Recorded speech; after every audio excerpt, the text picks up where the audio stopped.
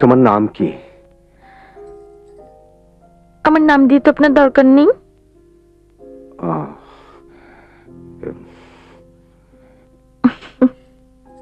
ইয়ে আ- আমি আগে কখনো এইভাবে কারো সঙ্গে আসিনি।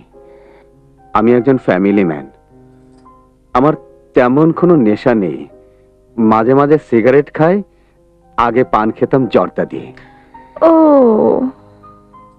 উম,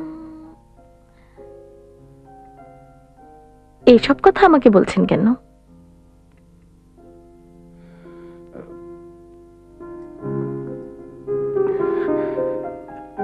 তুমি গান জানো?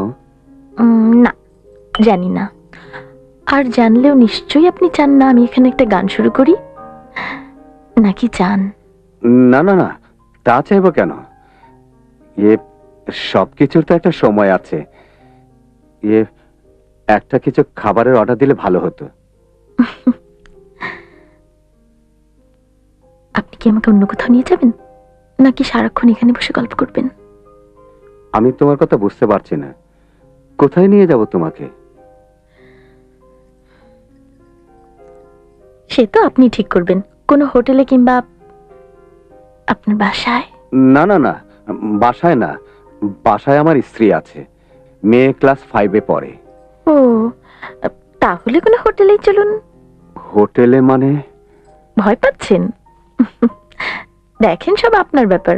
আপনি আমাকে টাকা খরচ করে এনেছেন, আপনি ঠিক করবেন কোথায় নেবেন না নেবেন। এখান থেকেও ছেড়ে দিতে পারেন, শুধু শুধুই আপনার টাকাটা জলে যাবে। ইয়ে, কোনোদিন এভাবে আসেনি তো, তাই। সেদিন পেপারে পড়লাম কোন হোটেলে যেন পুলিশ রেড দিয়েছে। তাহলে থাক, আমরা বরং এখানে বসে বসে সময় কাটাই। অবশ্য আপনি চাইলে আপনার জন্য কিছু একটা করতে পারি।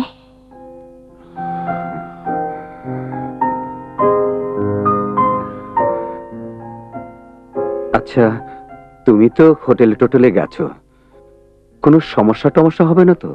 উম, হতেও পারে, নাও হতে পারে, কোনো গ্যারান্টি নেই। ইয়ে, তোমার কখনো এমন সমস্যা হয়েছে? না।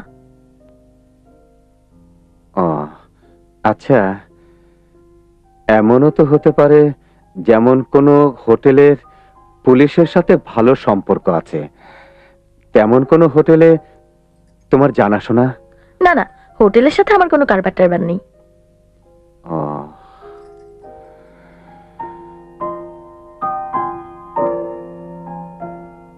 তাহলে আজকে বরং উঠি। সেই ভালো। তুমি কি কিছু খাবে? অন্তত স্যুপ টুপ জাতীয়। না থাক, আপনার আর খরচ বাড়িয়ে লাভ নেই, এমনিতে আপনার অনেক লস হয়ে গেল। না না, আমি টাকা পয়সার কথা ভাবছি না। হঠাৎই এমন একটা ইচ্ছা হলো, আর সুযোগটাও এসে গেল, তাই আর কি। বড় কোনো হোটেলে গেলে তেমন একটা ভয় নেই, তবে আপনার অনেক খরচ হয়ে যাবে।